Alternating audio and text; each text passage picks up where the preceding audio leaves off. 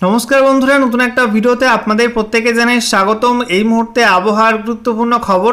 গাঙ্গেয় পশ্চিমবঙ্গের ওপর থাকা নিম্নচাপটি পশ্চিম উত্তর পশ্চিম দিকে সরে গিয়ে হঠাৎ করে আজকে শক্তি বাড়িয়ে গভীর নিম্নচাপ অর্থাৎ ডিপ্রেশনে পরিণত হয়েছে। তার জেরে ইতিমধ্যেই উত্তর ভারতের একাধিক রাজ্যে শুরু হয়েছে দুর্যোগ। ভারী থেকে অতি ভারী বৃষ্টি হচ্ছে, সেই সঙ্গে ঝোড়ো হাওয়া বইছে, যেখানে বেশ কয়েকটা অঞ্চলে 60 কিলোমিটার প্রতি ঘন্টা গতিবেগে প্রবল ঝড় হচ্ছে।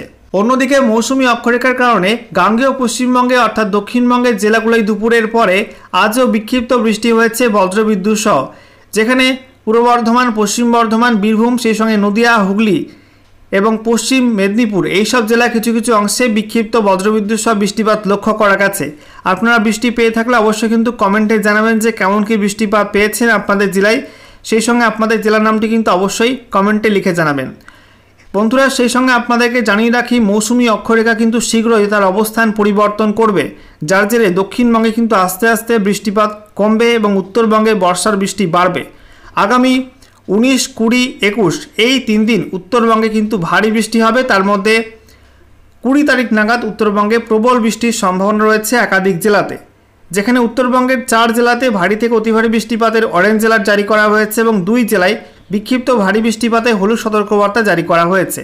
অন্যদিকে দক্ষিণবঙ্গে আগামীতে কিন্তু বিক্ষিপ্ত বৃষ্টিপাত জারি থাকবে এবং সেই সঙ্গে ঝোড়ো হাওয়া এবং সেই সঙ্গে বজ্রপাতের সম্ভাবনা থাকবে, বিক্ষিপ্ত হবে বিভিন্ন জেলাতে।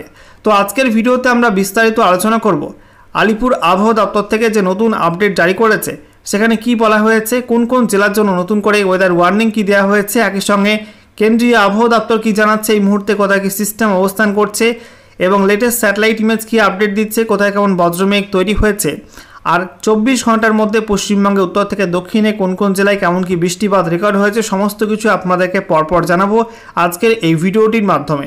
তো ভিডিওটি ভালো লাগলে এবং ইনফরমেটিভ বলে মনে হলো অবশ্যই আপনারা ভিডিওটি একটি করে লাইক করে দেবেন, অবশ্যই ভিডিওটি প্রচুর শেয়ার করবেন। সেই সঙ্গে নতুন দর্শক হয়ে থাকলে লেটেস্ট ভিডিওর আপডেট সর্বপ্রথমে পাওয়ার জন্য চ্যানেলটিকে সাবস্ক্রাইব করে নিয়ে পাশে থাকা বেল আইকনে ক্লিক করে অল নোটিফিকেশন অপশানটিকে অন করে রাখবেন। লেটেস্ট আপডেট আপনারা সবার প্রথমে পেয়ে যাবেন। তো বন্ধুরা, প্রথমে আমরা দেখে নেব মৌসুম ভবন কি জানাচ্ছে, এই মুহূর্তে কোথায় কি ওয়েদার সিস্টেম রয়েছে। তো বলা হয়েছে এই মুহূর্তে একটা আপার এয়ার সাইক্লোনিক সার্কুলেশন বা ঘূর্ণাবর্ত রয়েছে, যেটা উত্তর পশ্চিম ভারত সংলগ্ন মধ্য পাকিস্তানের উপর অবস্থান করছে। এটা সমুদ্রপৃষ্ঠ থেকে 3.1 কিলোমিটার পর্যন্ত উচ্চতায় অবস্থান করছে।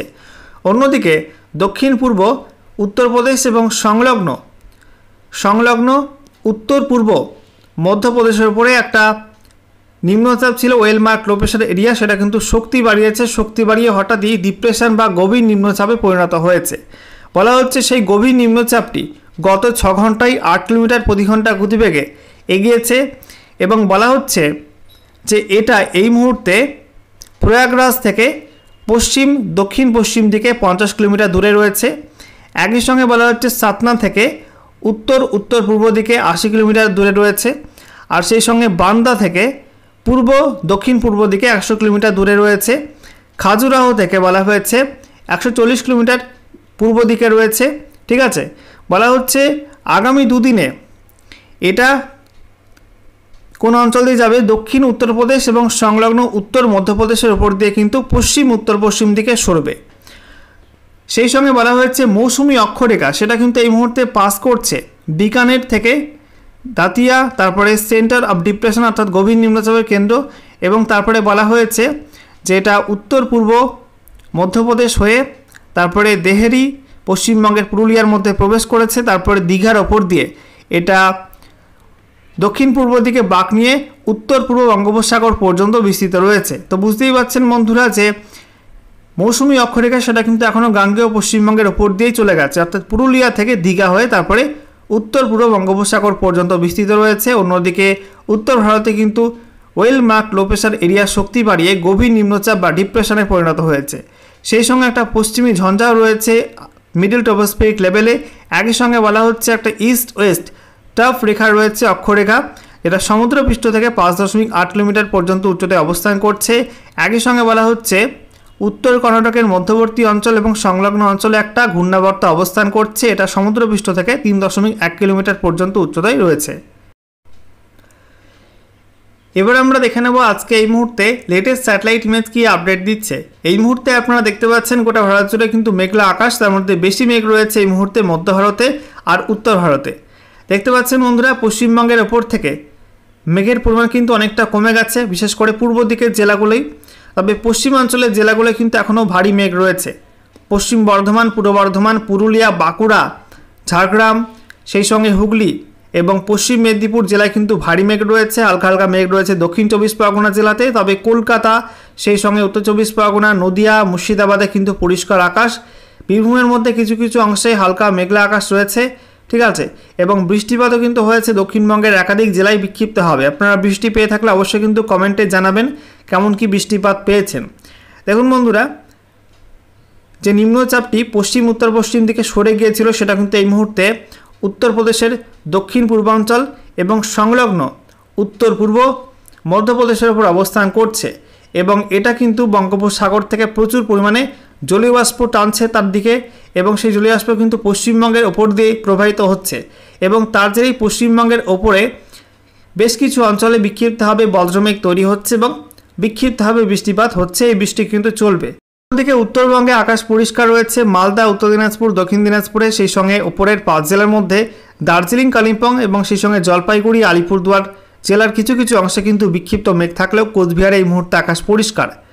সেই সঙ্গে আমরা দেখতে পাচ্ছি আসামের মধ্যে কিন্তু এই মুহূর্তে আকাশ পরিষ্কার হয়ে গেছে, সেই সঙ্গে ত্রিপুরাতেও কিন্তু আকাশ পরিষ্কার হয়ে গেছে। বাংলাদেশের মধ্যে আমরা দেখতে পাচ্ছি এই মুহূর্তে দক্ষিণ বাংলাদেশ ছাড়া বাকি অংশে পরিষ্কার আবহাওয়া, শুধুমাত্র খুলনাতে এবং বরিশাল এই সমস্ত বিভাগে কিন্তু কিছুটা মেঘ রয়েছে আর চট্টগ্রামের মধ্যে কিছুটা মেঘ রয়েছে।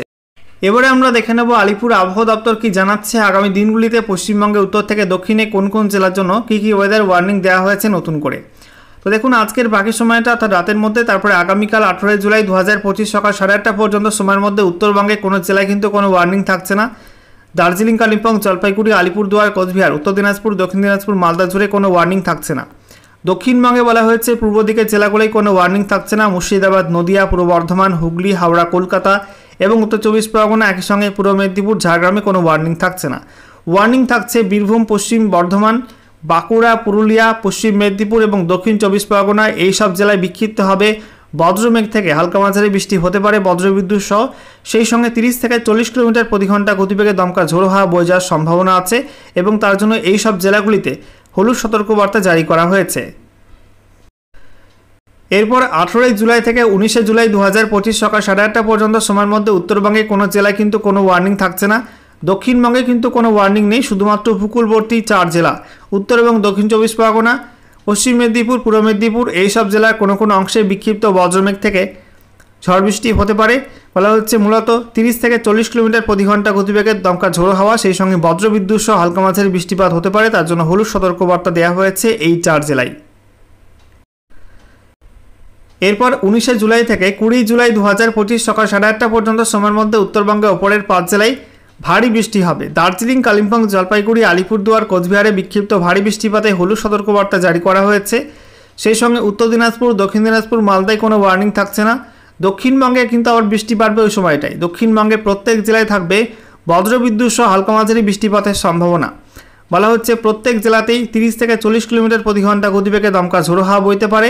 সেই সঙ্গে বজ্রবিদ্যুৎ সহ হালকা মাঝারি বৃষ্টিপাতে হলুদ সতর্কবার্তা জারি করা হয়েছে।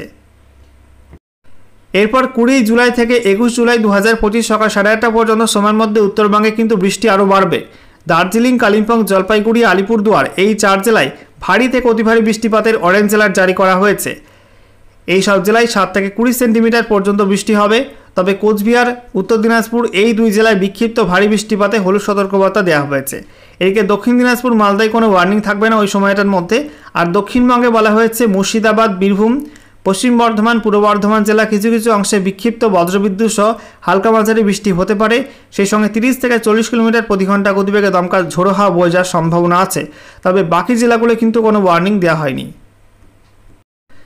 এরপর 21 জুলাই থেকে 22 জুলাই 2025 সকাল 8:30 পর্যন্ত সময়ের মধ্যে উত্তরবঙ্গে কালিম্পং, জলপাইগুড়ি, আলিপুরদুয়ার এই 3 জেলায় বিক্ষিপ্ত ভারী বৃষ্টিপাতে হলুদ সতর্কবার্তা জারি করা হয়েছে। তবে দার্জিলিং, কোচবিহার, উত্তর দিনাজপুর, দক্ষিণ দিনাজপুর, মালদায় কোনো ওয়ার্নিং থাকছে না এবং দক্ষিণবঙ্গের কোনো জেলাতে কিন্তু কোনো ওয়ার্নিং থাকছে না ওই সময়টার মধ্যে।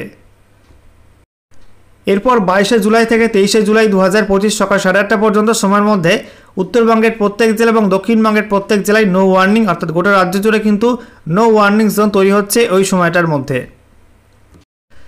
এরপর 23 জুলাই থেকে 24 জুলাই 2025 সকাল 8:30 পর্যন্ত সময়ের মধ্যে শুধুমাত্র কালিম্পং জেলায় বিক্ষিপ্ত ভারী বৃষ্টিপাতে হলুদ সতর্কবার্তা জারি করা হয়েছে। বাকি উত্তরবঙ্গে কোনো জেলায় কিন্তু কোনো ওয়ার্নিং থাকছে না, দক্ষিণবঙ্গের কোনো জেলাতে কিন্তু কোনো ওয়ার্নিং থাকছে না ওই সময়টার মধ্যে। তো বন্ধুরা, আশা করি আপনারা বুঝতেই পারছেন যে আগামী 3 থেকে 4 দিনের মধ্যে দক্ষিণবঙ্গে মূলত বিক্ষিপ্ত হালকা মাঝারি বৃষ্টি হবে বজ্রবিদ্যুৎ সহ, আর উত্তরবঙ্গে 19 থেকে 21 জুলাই ওই সময়টার মধ্যে ভারী বৃষ্টিপাত হবে বেশ কয়েকটা জেলাতে। এবারে আমরা দেখে নেব রেনফল ফোরকাস্টে কি আপডেট দেওয়া হয়েছে। বলা হচ্ছে আজকের বাকি সময়টা অর্থাৎ রাতের মধ্যে, তারপর আগামীকাল 18 জুলাই 2025 সকাল 8:30 পর্যন্ত সময়ের মধ্যে উত্তরবঙ্গের প্রত্যেক জেলায় ফেয়ারলি ওয়াইড স্প্রেড রেনের সম্ভাবনা রয়েছে, অর্থাৎ বৃষ্টিপাতের সম্ভাবনা থাকবে 51 থেকে 75%। তবে দক্ষিণবঙ্গের জেলাগুলোয় বৃষ্টিপাতের সম্ভাবনা আরও কম থাকবে। দক্ষিণবঙ্গের প্রত্যেক জেলায় স্ক্যাটার্ড রেনফলের সম্ভাবনা রয়েছে, অর্থাৎ বৃষ্টিপাতের সম্ভাবনা 26 থেকে 50% দক্ষিণবঙ্গের জেলাগুলিতে। এরপর 18 জুলাই থেকে 19 জুলাই 2025 সকাল 8:30 পর্যন্ত সময়ের মধ্যে উত্তরবঙ্গের প্রত্যেক জেলায় একই রকম বৃষ্টিপাতের সম্ভাবনা থাকবে, অর্থাৎ ফেয়ারলি ওয়াইড স্প্রেড রেনের সম্ভাবনা থাকবে। দক্ষিণবঙ্গে উপকূলবর্তী 4 জেলা উত্তর এবং দক্ষিণ 24 পরগনা, সেই সঙ্গে পূর্ব মেদিনীপুর, পশ্চিম মেদিনীপুরে বৃষ্টির সম্ভাবনা একটু বাড়বে। ফেয়ারলি ওয়াইড স্প্রেড রেনের সম্ভাবনা থাকবে এই 4 জেলায়। তবে দক্ষিণবঙ্গের বাকি জেলাগুলো কিন্তু বৃষ্টিপাতের সম্ভাবনা কম থাকবে। এরপর 19 জুলাই থেকে 20 জুলাই 2025 সকাল 8:30 পর্যন্ত সময়ের মধ্যে উত্তরবঙ্গে এবং দক্ষিণবঙ্গে বৃষ্টির সম্ভাবনা বাড়বে। উত্তরবঙ্গের প্রত্যেক জেলায় ওই সময়টাই বৃষ্টিপাতের সম্ভাবনা থাকবে 76 থেকে 100%, অর্থাৎ ওয়াইড স্প্রেড রেনের সম্ভাবনা থাকবে ওই সময়টার মধ্যে উত্তরবঙ্গের জেলাগুলোতে। দক্ষিণবঙ্গে ওই সময়টাই গোটা দক্ষিণবঙ্গ জুড়েই ফেয়ারলি ওয়াইড স্প্রেড রেনের সম্ভাবনা থাকবে, অর্থাৎ বৃষ্টিপাতের সম্ভাবনা 51 থেকে 75% বলা হয়েছে। এরপর 20 জুলাই থেকে 21 জুলাই 2025 সকাল 8:30 পর্যন্ত সময়ের মধ্যে উত্তরবঙ্গের প্রত্যেক জেলায় ওয়াইড স্প্রেড রেনের সম্ভাবনা রয়েছে। দক্ষিণবঙ্গের জেলাগুলির মধ্যে মুর্শিদাবাদ, বীরভূম, পশ্চিম বর্ধমান, পূর্ব বর্ধমানে ফেয়ারলি ওয়াইড স্প্রেড রেনের সম্ভাবনা রয়েছে, অর্থাৎ বৃষ্টিপাতের সম্ভাবনা 51 থেকে 75%। তবে বাকি জেলাগুলোয় কিন্তু বৃষ্টিপাতের সম্ভাবনা আরও কম থাকবে। বাকি জেলাগুলোয় স্ক্যাটার্ড রেনফলের কথা বলা হয়েছে। এরপর 21 জুলাই থেকে 23 জুলাই 2025 সকাল 8:30 পর্যন্ত সময়ের মধ্যে উত্তরবঙ্গের প্রত্যেক জেলায় ওয়াইড স্প্রেড রেনের সম্ভাবনা রয়েছে, অর্থাৎ বৃষ্টিপাতের সম্ভাবনা 76 থেকে 100%। তবে দক্ষিণবঙ্গের জেলাগুলোই বলা হয়েছে আরও কম বৃষ্টিপাতের সম্ভাবনা থাকবে। দক্ষিণবঙ্গের প্রত্যেক জেলায় স্ক্যাটার্ড রেনফলের সম্ভাবনা রয়েছে।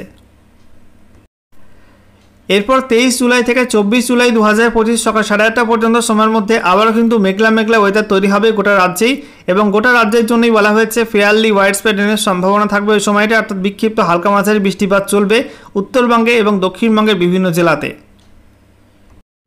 সর্বশেষে আমরা দেখে নেব গত 24 ঘন্টায় পশ্চিমবঙ্গে উত্তর থেকে দক্ষিণে কোন কোন জেলায় কেমন কি বৃষ্টিপাত রেকর্ড হয়েছে। তো উত্তরবঙ্গে আমরা দেখতে পাচ্ছি Kalimpong 11.1 mm, Darjeeling 18.2 mm, Jalpaiguri 23.7, Alipurduar 20 mm, Cooch Behar 9.5, উত্তর দিনাজপুর 19.2, দক্ষিণ দিনাজপুর 19 mm, মালদা 28.2। দক্ষিণবঙ্গের মধ্যে বেশি বৃষ্টি হয়েছে বীরভূম, সেখানে 16.6 mm, পশ্চিম বর্ধমান 32.1 mm, বাঁকুড়া 23.4, পুরুলিয়া 13.4, মুর্শিদাবাদে 9.7, নদিয়া 4.6, পূর্ব বর্ধমান 2.9, হুগলিতে বৃষ্টি হয়নি, উত্তর 24 পরগনা 4.1, কলকাতা 1.9, দক্ষিণ 24 পরগনা 9.7, হাওড়া 0.2, পূর্ব মেদিনীপুর 0.8, পশ্চিম মেদিনীপুর 3.4 এবং ঝাড়গ্রামে 0.1 mm বৃষ্টিপাত রেকর্ড হয়েছে। অন্যদিকে কলকাতার সর্বোচ্চ তাপমাত্রা রেকর্ড হয়েছে 29.6 ডিগ্রি সেলসিয়াস এবং সর্বনিম্ন তাপমাত্রা রেকর্ড হয়েছে 26.6 ডিগ্রি সেলসিয়াস।